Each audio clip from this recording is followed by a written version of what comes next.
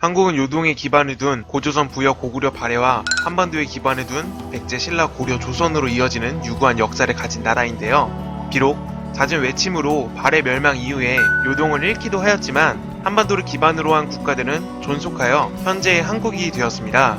잦은 외침에도 버텨낼 수 있었던 이유는 한반도 자체가 산악지형이라 북방의 유목민족인 기병을 상대하기 쉬웠다고 할 수 있겠습니다. 또한 삼면이 바다로 쌓여있는 반도인전과 유일하게 내륙으로 이어져 있는 곳도 압록강, 두만강의 영향으로 강이 얼어붙는 겨울이 아니면 공격하기가 쉽지 않고 동고서저의 지형으로 서쪽 해안지대의 공격 루트가 한정되어 있어 방어 계획을 세우기에도 좋은 지형입니다. 이렇듯 방어하기에는 아주 좋은 땅이지만 반대로 말하면 진출하기도 어려운 땅인데요. 고려 공민왕 때는 일시적으로 요동 일대를 장악하기도 하였지만 군량 문제로 영유하지 못하고 철수를 하였었죠.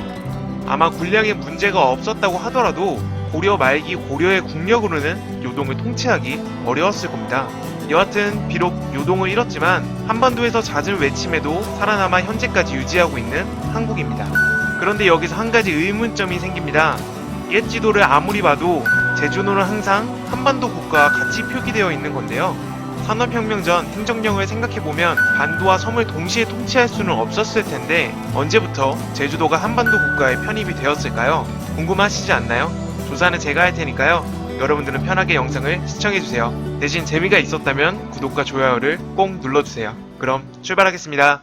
제주도 신화에 따르면 사물나 삼형제가 한라산 북쪽 모흥렬이라는 땅에서 솟아나와 제주도 삼성의 선조가 되었다고 합니다. 이들의 성씨는 각각 양씨, 고씨, 부씨인데요. 해당 신화를 보아 초기 제주도의 나라의 형태는 양씨, 고씨, 부씨의 영맨체로 추정이 됩니다. 이후 역사에서 등장하는 제주도의 왕이 고씨인 점을 고려하면 고씨가 세계의 세력 중 가장 강한 세력을 형성하여 왕의 자리에 오른 것으로 예상이 됩니다. 자, 신화는 뒤로하고 사설을 한번 찾아볼까요? 역사적 기록에서 제주도의 첫 등장은 후한서 동이열전인데요. 해당 기록을 보면 마안의 서쪽 바다 가운데 섬에 주호국이 있다.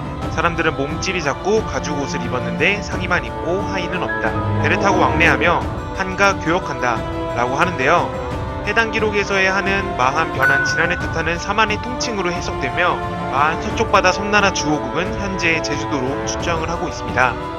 중국 기록이 아닌 한국 사사에서의 첫 등장은 삼국사기인데요. 백제 문주왕 본기를 보면 476년 탐라국이 토산문을 바쳤다 라고 기록되어 있습니다. 초기 제주도는 주호국을 근본으로 탐라국으로 이어져 왔고 탐라국은 백제와 긴밀한 관계를 이어온 곳으로 예상하고 있습니다. 다음 기록이 그것을 반증하는데요. 삼국사기 백제 동성왕 본기를 보면 494년에는 백제에게 공물을 바치지 않아 백제 동성왕이 탐라국을 정벌하려 하자 백제에 사죄하고 속국이 되었다 라고 적혀 있습니다. 494년 드디어 별개의 나라였던 제주도가 한반도 국가로 편입되었다고 생각할 수 있지만 사실은 독립국으로 활동을 하였는데요. 해당 시기는 배도 견고하지 않았고 바닷길도 매우 위험했으니 중앙정부에서 통제를 하기보단 속국의 관계로 서로를 인정했다 정도로 이해하시면 될 것 같습니다. 이후 탐라국은 백제의 속국으로 지내다가 백제가 신라 당나라 연합군에 660년 멸망을 하자 2년 뒤인 662년에 신라에게 항복을 하여 속국이 되었습니다. 그리고 936년 신라도 멸망하자 또 2년 뒤인 고려에 사신을 보내 고려의 속국이 되었는데요. 이를 참 좋아하네요. 이를 홍진호를 많이 좋아하는 네 죄송합니다.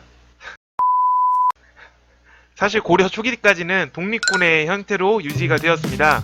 즉 속국이라는 형태의 외교로 제주도 통치의 권리를 한반도 내의 강력한 국가였던 백제, 신라, 뒤를 이어 고려에게 지배권을 인정받는 정도였습니다만 고려 초기 이후에 1105년 숙종 시기에 탐라국은 탐라군으로 명칭이 변경이 되었는데요.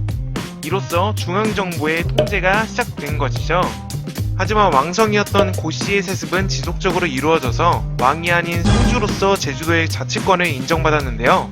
완벽한 정부의 통제가 시작되었다기보다는 완벽한 독립국에서 중앙정부의 간섭이 시작되었다고 보여집니다.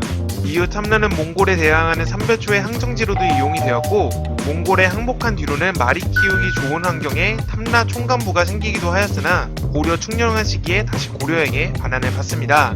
고려시대가 지내고 조선시대가 들어가자 1402년에는 탐라에서 제주도로 명칭이 변경되었는데요. 대대로 탐나를 통치해온 성주 고씨가 왕자의 명칭이 분수에 맞지 않는다고 중앙정부의 모든 권한을 반납하여 완벽한 중앙정부의 통제를 받는 행정구역이 됩니다. 이로써 한국에 완벽하게 편입이 되었다고 말할 수 있겠습니다. 이후 제주도는 조선 시기를 거치고 일제강점기를 거치면서 한반도 내부 국민들과 동거동락을 같이 하며 누구 하나 의심하지 않는 대한민국의 영토 중 하나로 자리매김하게 된 것입니다. 자, 오늘은 제주도에 대해서 알아보았는데요. 제주도에 대해 몰랐던 사실들을 알게 되니 흥미롭네요. 여러분들도 흥미롭고 재밌는 시간이 되었었으면 좋겠습니다. 재밌게 시청하셨다면 좋아요와 구독을 꼭 눌러주시고요. 댓글까지 써주시면 정말 감사하겠습니다. 여러분들의 좋아요와 구독, 댓글은 유튜브 활동하는데 큰 힘이 됩니다. 시청해주셔서 감사하고요. 저는 다음 영상에서 찾아뵙겠습니다. 감사합니다.